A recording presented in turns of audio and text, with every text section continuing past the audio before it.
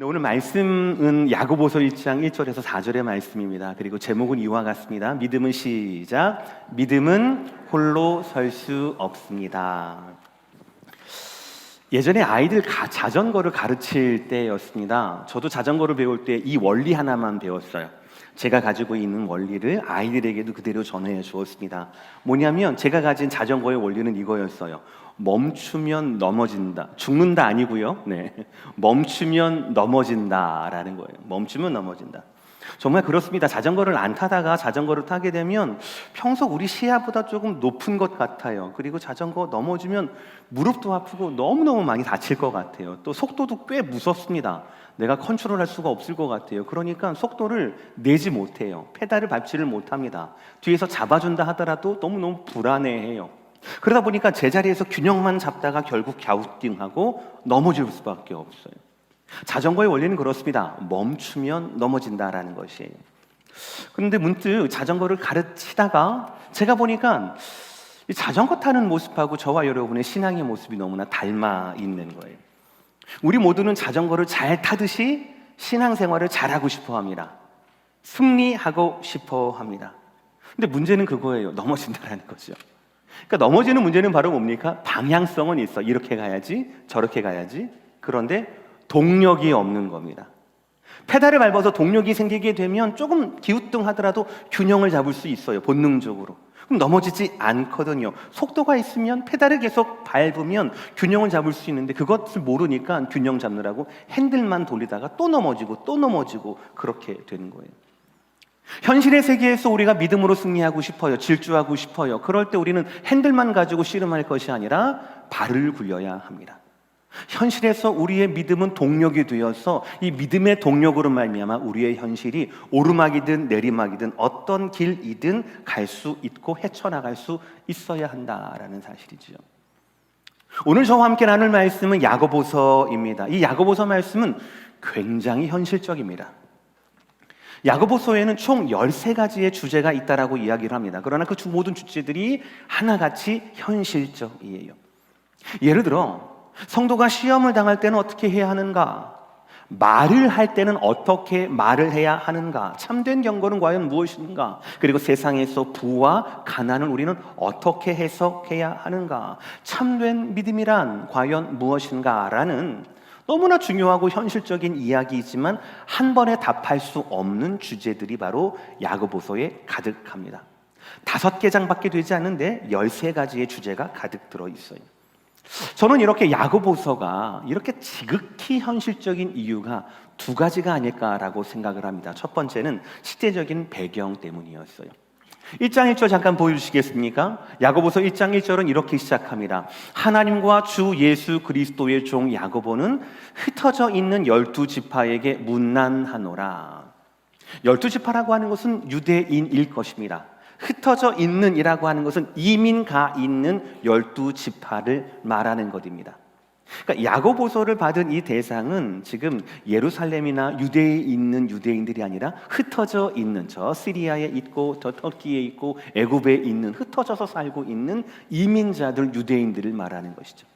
근데 이민자 유대인들이 그 당시에 당했던 3가지 상황이 있었습니다. 삼중고가 있었어요. 첫 번째는 그러니까 이 사람들은 개종한, 즉 기독교로 개종한 유대인들이거든요. 근데 아직도 유대교에 남아있는 개종하지 않은 유대인들이 동족으로부터의 핍박이었습니다. 배신자로 낙인을 찍히는 거예요. 복음을 받아들이면. 2번째로는 로마 제국으로부터의 박해였습니다. 그리고 마지막 3번째로는 그 당시에 있었던 극심한 기근, 가뭄으로 인한 가난이었습니다. 동족으로부터 그냥 동족이 아니에요. 이민자로 살아가는데 그 커뮤니케이션에서 왕따를 당하는 중이에요. 그리고 정부로부터 경제적으로부터 너무너무 힘든 삼중고를 겪고 있었던 것이 바로 흩어져 있는 12지파들의 상황이었다라는 거예요. 바꿔 이야기하면 이렇습니다. 초대교회 성도들, 특히 야고보서의 이 독자들, 이 성도들에게 있어서 믿음이라고 하는 것은 이러한 동족으로부터의, 제국으로부터의, 경제로부터의 이 삼중고를 뚫고 나오는 결과였다라는 것이지요. 그래서 현실적이에요. 두 번째, 야고보서가 현실적인 것은 이유는 바로 기록자 야고보 때문이었습니다. 야고보서를 기록한 이 기록자 야고보는 예수 그리스도의 친동생 야고보입니다. 그러니까 이 동생 야고보의 현실에서 예수님을 자기의 형님이 아니라, 가족이 아니라 하나님의 아들로 그리스도로 믿는다, 그리스도의 종이라고 스스로 부르는데 그렇게 믿는다라고 하는 것은 굉장히 어려운 일이었을 겁니다. 왜이겠습니까? 성경에 나와 있는 다른 모든 제자들, 베드로, 요한, 안드레 이런 사람들이나 다른 모든 사람들은요, 기적을 통하여 예수님을 봤단 말이에요. 오병이어를 통하여서, 무리를 걷는 예수님을 통하여서, 153마리를 잡는 그 모든 예수님의 우와, 어떻게 이럴 수가 있을까라고 하는 기적을 통하여서, 아니면 세상에서 처음 들어보는 권세 있는 말씀이다라고 하는 예수님의 말씀과 교훈과 설교를 통하여서 처음 예수님 만나게 된 거예요. 그러니까 예수님 앞에 무릎 꿇고 나는 죄인입니다, 나를 떠나소서라고 예수님을 처음부터 하나님의 아들로 믿어질 수도 있었겠지요. 내 병을 고쳐주고 신기한 일을 해주시니까. 그러나 동생 야고보는 어떻겠습니까? 동생 야고보가 처음 만났을 때 예수님은 소년이었습니다. 그냥 형이었어요. 차마 말씀드릴 수는 없겠지만 제가 세 아들을 키우고 있지 않습니까?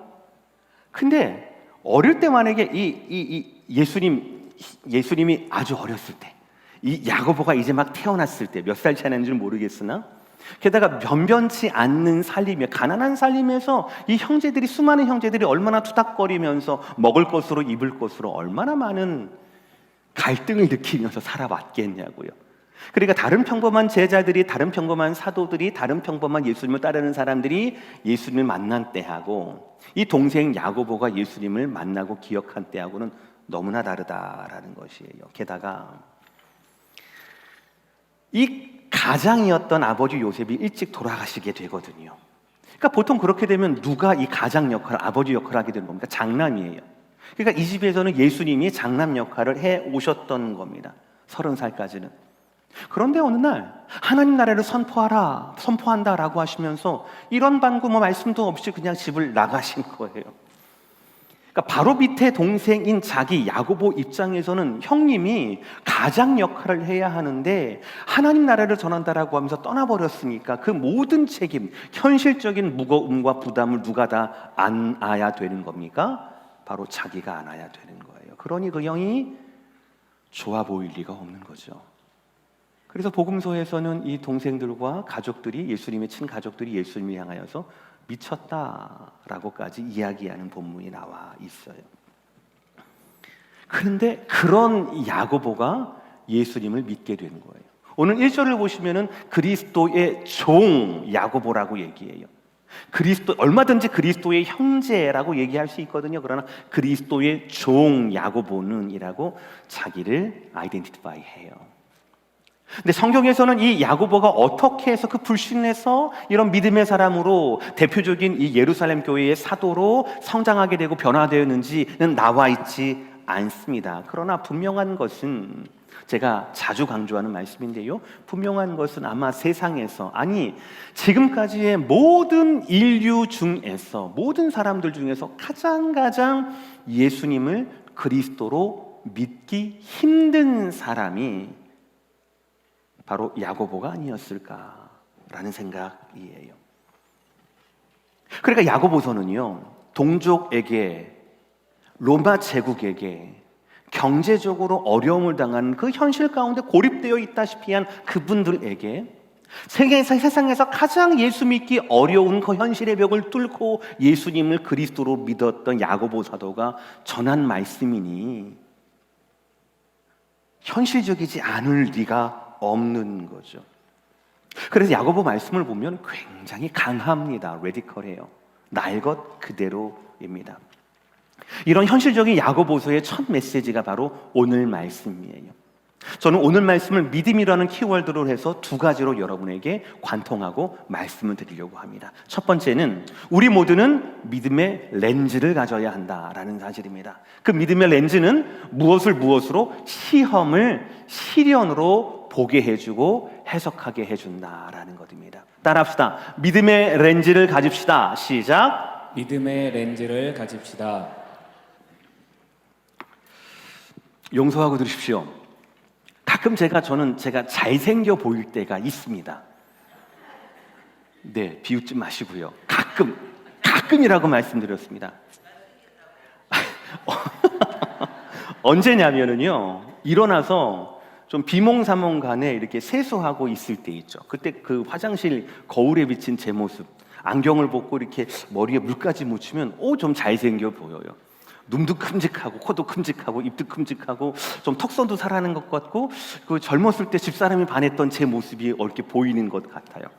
그러다가 점점 이렇게 정신이 들어오면은 그게 아닌데 안경을 끼고 나면 그게 아니었구나라는 그런 생각을 많이 하게 돼요.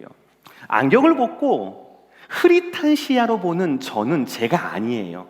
진짜 제가 아닙니다. 제가 그냥 상상하고 싶고 제가 되돌아가고 싶고 제가 생각한 제 모습이지 진짜 제 모습은 아니에요. 진짜 제 모습은 뭡니까? 시력에 맞는 안경을 끼고 교정된 시력으로 봐야 하는 거예요. 그렇지 않습니까? 두터운 현실의 벽을 넘어서 예수를 그리스도로 고백하고 붙잡았던 야고보는 여러 가지 시험을 당하는 성도들에게 시험을 잘 봐야 한다, 시험의 본 모습을 잘 봐야 한다라고 말씀하고 있습니다. 그것이 첫 번째 가르침이에요. 우리 3절 말씀 다 함께 읽겠습니다. 시작. 이는 너희 믿음의 시련이 인내를 만들어내는 줄 너희가 알미니라. 여기서 시련이라는 단어가 나옵니다. 이것은 무엇이 진짜이고 무엇이 가짜인지를 테스트하는 테스팅을 말하는 거예요. 뭐가 진짜고 뭐가 가짜인가라는 겁니다. 그리고 본문 안에서는 저 믿음의 시련이라는 단어는요, 2절 바로 직전 절에 나와 있는 것을 그대로 받아서 말씀하는 겁니다. 2절의 말씀 시작. 내 형제들아 너희가 여러 가지 시험을 당하거든 온전히 기쁘게 여기라. 영어 성경에서는 여기 시험은 trial로 표현되어 있습니다. 그러니까 2절과 3절에서 가장 강조하는 것은 바로 뭐냐면 우리가 당하는 시험의 정체입니다. 우리는 보통 내게 닥친 시험이든 시련이든 우리는 그걸 너무너무 힘들어해요. 어떤 시험인지, 그게 얼마나 나를 고통스럽게 하는지, 왜 이렇게 자주 이런 시험이 나에게 드는지, 도대체 왜 나만 이런 시험에 드는지라고 생각을 합니다. 그러나 오늘 야고보서 말씀은 그 시험의 정체를 믿음의 시련이라고 선포합니다. 우리의 눈을 교정시켜 주는 거예요. 그러니까 이런 겁니다. 이 성경에는 이 시련, 유혹, 시험 여러 가지가 나옵니다. 어떤 땐 테스팅으로, 트라이얼로, 어떤 땐 템테이션으로 여러 가지로 나오거든요. 그러나 그 무엇이든 어떠한 종류이든 그것은 우리에게 믿음의 시련, 즉 믿음을 시험하는 시련이라는 뜻이에요. 믿음의 시련이라는 단어가 너무 중요합니다. 오늘 이것을 붙잡고 가셔야 하는 겁니다. 제가 아까 시련이 뭐라고 그랬죠? 진짜인지 가짜인지 판별하는 테스팅이라고 얘기했죠. 그러니까 정확히 야고보식으로 말하면 우리가 흔히 말하는 시험 당할 때 나 시험 당했어. 나 교회 한 2주 정도 빠져보고 목사님한테 전화 오는지 안 오는지 한번 시험해 볼 거야. 왜 웃으세요? 그거 아니에요. 야고보서에 따르면은요, 내가 시험 당한 게 아니라 사실 내 안에 있는 믿음이 진짜인지 아닌지 테스팅 당하고 있다라는 거예요. 이해되시겠습니까? 여러분이 아니라 여러분의 안에 있는 믿음이 진짜인지 아닌지가 지금 흔들흔들 걸리고 있는 거예요. 욥을 보실까요? 하나님께서는 욥에게 시험 당함을 허락하십니다. 사단이 주체가 돼서 시험을 하는 겁니다. 그래서 사단은 욥의 생명을 제외한 모든 부분에서 욥을 흔들어요. 고난을 줍니다. 그러나 진짜 여러분 생각을 해보세요. 진짜 욥이 당한 시험, 시련, 고난의 실체가 과연 무엇입니까? 그가 잃어버렸던 가축일까요? 죽임당했던 아들과 딸들일까요? 떠나버렸던 와이프일까요? 아니면 그의 몸에 기왓장을 긁지 않고는 살아갈 수 없는 극심한 고통일까요? 건강일까요? 무엇일까요? 만약에 그런 그의 소유와 건강과 관계와 그의 건강이었다라면, 이 모든 것들이 욥의 고난의 실체였다라면 욥기는 2장에서 끝나야 합니다. 왜냐하면 1장과 2장을 통하여서 하나님이 사단이 욥의 이 모든 것들을 앗아가는 것을 다 허락해 주시거든요. 그러나 욥기는 2장에서 안 끝나요. 42장까지 이어집니다. 사단은 도저히 더 어떻게 손댈 것이 없는 욥기. 그럼에도 불구하고 욥의 시험은 계속되고 있다라는 사실이에요. 뭐 잃어버릴 건강도 없고 잃어버릴 재산도 없고 다칠 마음도 없는데 계속해서 해서 욥은 계속 시험을 당하고 있어요. 여러분, 과연 욥의 당한 시험의 정체가 과연 뭡니까? 사단이 무엇을 공격하고 있는 겁니까? 하나님이 허락하신 의도는 과연 무엇입니까? 욥이 아니에요. 욥이 가진 믿음이 시험당하고 있던 거예요.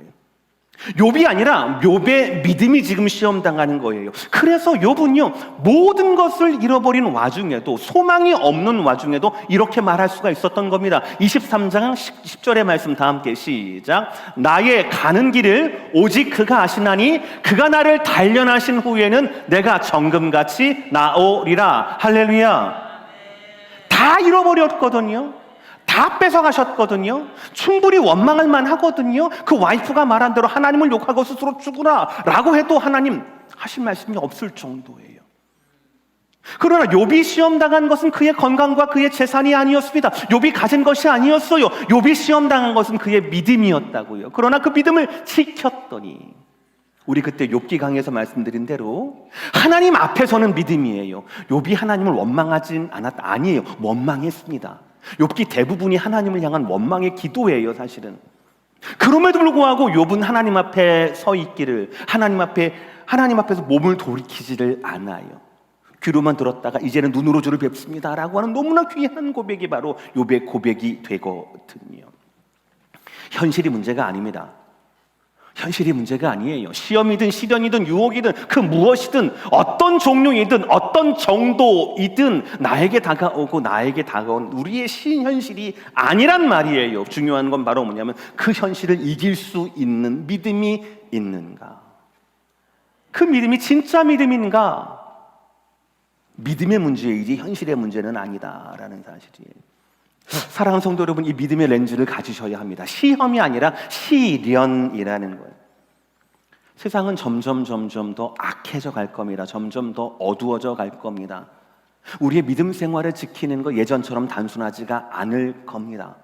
선교하고 목회하고 교회 사역하고 하는 사람들도 점점 더 적어질 겁니다. 해야 할 일은 더 많아지는데 할 수 있는 사람은 점점 더 적어질 거예요. 그러나 그대로 두면 안 되는 거예요. 뿌얘진 세상이라고 그냥 뿌연 채로 살아가면 안 되는 겁니다. 믿음의 눈을 가지고 시험이 아니라 시련이라고 하는 것, 그 해석의 렌즈를 가지고 여러분들이 세상 앞에 서셔야 한다라는 것입니다. 여러분의 믿음의 페달을 결코 멈추면 안 된다라는 사실이에요. 사랑하는 성도 여러분, 믿음의 렌즈를 가지고 주 앞에 나아가시기를 주의 이름으로 축복합니다. 두 번째 말씀은 이겁니다. 믿음의 증거예요. 믿음의 증거는 과연 무엇인가? 오늘 말씀에 의하면 바로 인내가 믿음의 증거라고 말씀해요. 야고보 사도는 현실을 이길 수 있는 것이 바로 믿음이라고 얘기를 합니다. 그러면 우리가 믿음이 있다라고 하는 것은 어떻게 알 수 있을까요? 야고보서 직전인 히브리서 말씀은 믿음에 대해서 뭐라고 말하고 있습니까? 믿음은 보이는 것, 보이지 않는 것, 보이지 않는 것. 그러나 믿음은 드러나는 것, 드러나지 않는 것, 드러나는 것. 실체가 있다라는 거예요. 보이지 않지만 실체가 있다라는 겁니다. 그것이 바로 믿음이라는 거예요. 그러니 분명히 믿음은 증거가 있습니다. 그것이 무엇입니까? 인내라는 거예요. 어떤 책에서는 이 인내를 뭐라고 얘기하느냐? 믿음을 길게 늘어뜨리면 그것이 바로 인내다라고 말씀하고 있어요. 여러분, 오늘 2절과 3절을 다 함께 붙여서 한번 읽어보겠습니다. 시작. 내 형제들아, 너희가 여러 가지 시험을 당하거든 온전히 기쁘게 여기라. 이는 너희 믿음의 시련이 인내를 만들어내는 줄 너희가 알미라. 아멘. 믿음의 시험이 아니죠. 여러 가지 시험이 아니라 이제는 믿음의 시련이라고 얘기했어요. 이게 렌즈예요. 그러면 이 시련이 무엇을 만들어낸다라고요? 인내를 만들어낸다고요. 그러니까 우리는 인내를 환영할 줄 알아야 되는 겁니다. 그게 믿음 있는 사람이에요. 다시 한번 따라합시다. 인내를 환영할 줄 알아야 합니다. 그것이 믿음의 증거입니다. 인내를 환영하는 거예요. 인내를 환영하는 겁니다. 인내만큼 우리에게 필요한 성품은 없습니다. 성경에서 말하는 인내는 참을성과 달라요. 참을성은 무던한 겁니다. 욕망이 별로 없는 거예요. 열심히 있지 않은 겁니다. 적극적이지 않는 겁니다. 대부분이 타고난 성품이에요. 그러나 인내라고 하는 것은 하나님이 믿음으로 살아가려고 하는 자들에게 주시는 특별한 은사입니다. 그 예가 바로 욥이기도 해요. 1, 2, 3, 4, 5장 있었던 이 야고보서 5장 마지막에 이 야고보 기록자는요, 이 욥을 향하여서 인내의 모델을 말씀합니다. 5장 11절의 말씀 다 함께 읽겠습니다. 시작. 보라, 인내하는 자를 우리가 복되다 하나니 너희가 욥의 인내를 들었고 주께서 주신 결말을 보았거니와 주는 가장 자비하시고 긍휼히 여기시는 이시니라. 아까 2절에 나왔던 여러 가지 시험도 마찬가지고요, 5장 11절에 나와 있는 복된 인내도 마찬가지입니다. 여러분, 누가 인내를 복되다라고 할 수 있겠습니까? 세상에서 인내는 어때요? 실력 없는 사람이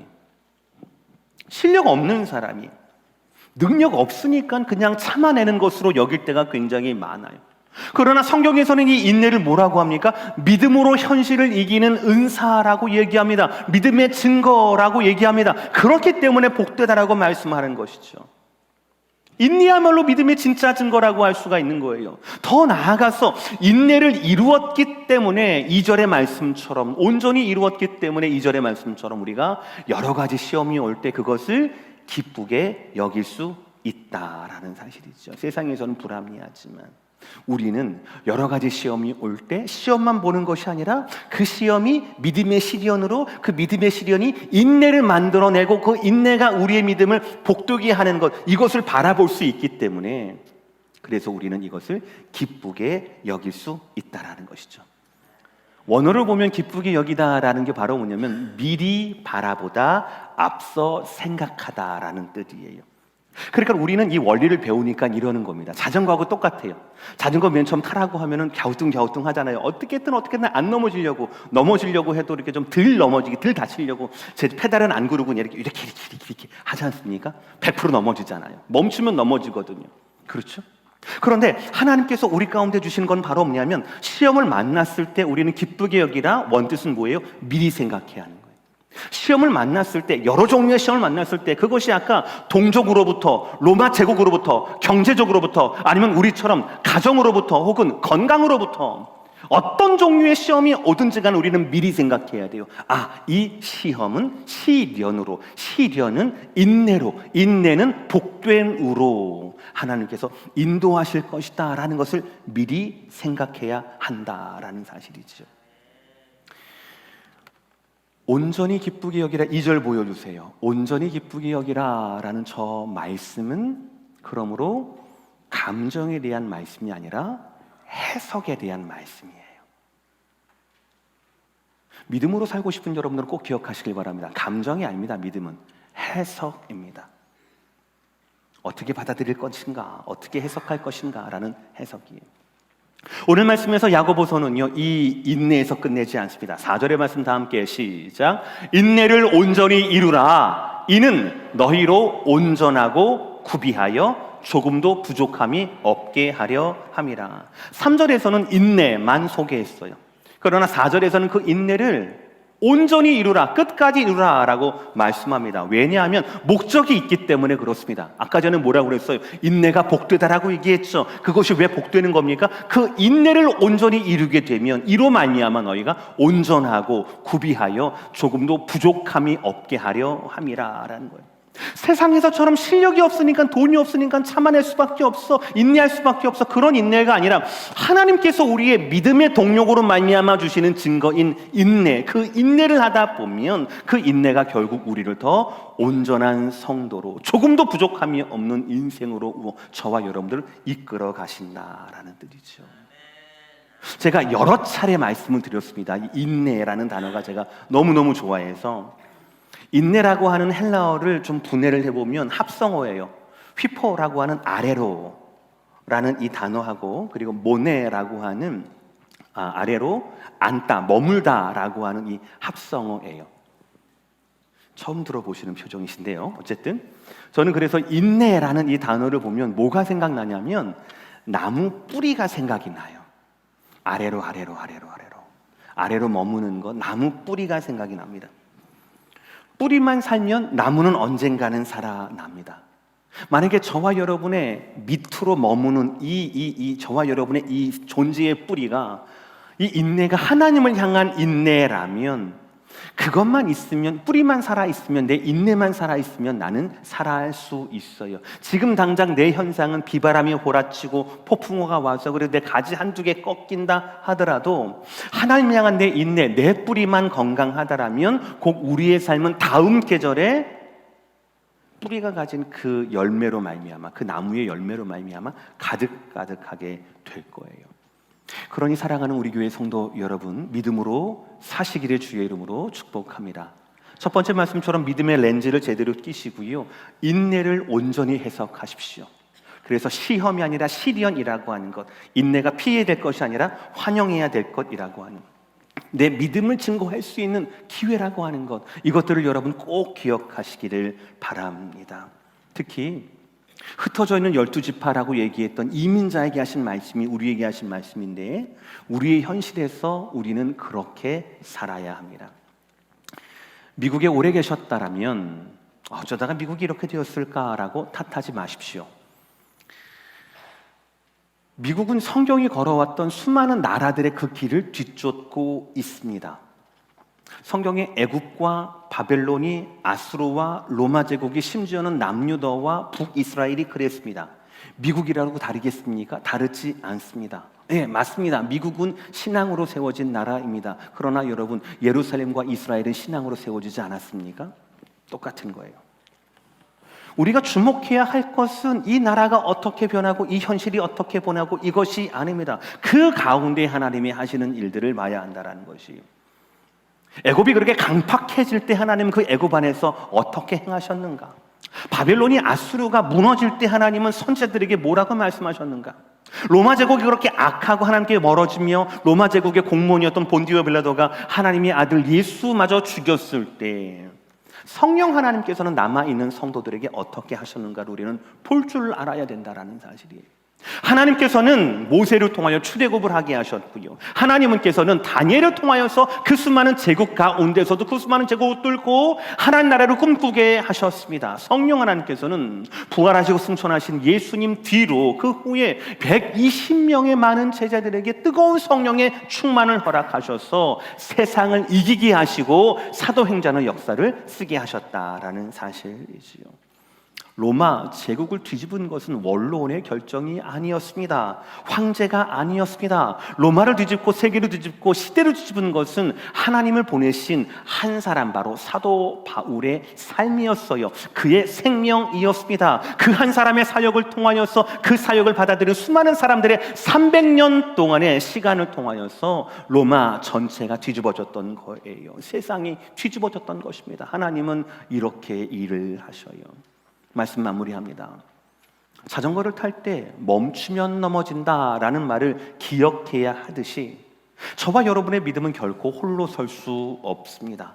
우리의 믿음은 현실을 만나야 합니다. 더 나아가서 현실을 이겨야 합니다. 현실을 뚫어야 하는 거예요. 흩어져 있는 12지파들이 세계의 삼중고를 뚫고 믿음으로 나아갔듯이 예수님의 친동생 야고보가 결국에는 그 현실의 벽을 뚫고 예수님을 그리스도로, 하나님의 아들로, 자신은 그 예수님의 동생이 아니라 종으로 자리매김했듯이 우리는 현실을 뚫는 믿음이 필요하다라는 것이죠. 이런 믿음의 동력이 우리 현실을 헤쳐나가게 할 수 있습니다. 그러려면 오늘 말씀에 의하면 믿음의 렌즈를 다시 보셔야 합니다. 시험이 아닙니다. 여러분의 믿음을 시험, 여러분의 믿음이 진짜인지 아닌지를 테스팅하는 시련입니다. 또한 인내를 피하면 안 됩니다. 인내는 믿음의 증거의 기회입니다. 그러므로 여러분들, 여러분의 믿음이 살아있다 라다라면 우리는 인내를 환영할 줄 알아야 한다라는 것이죠.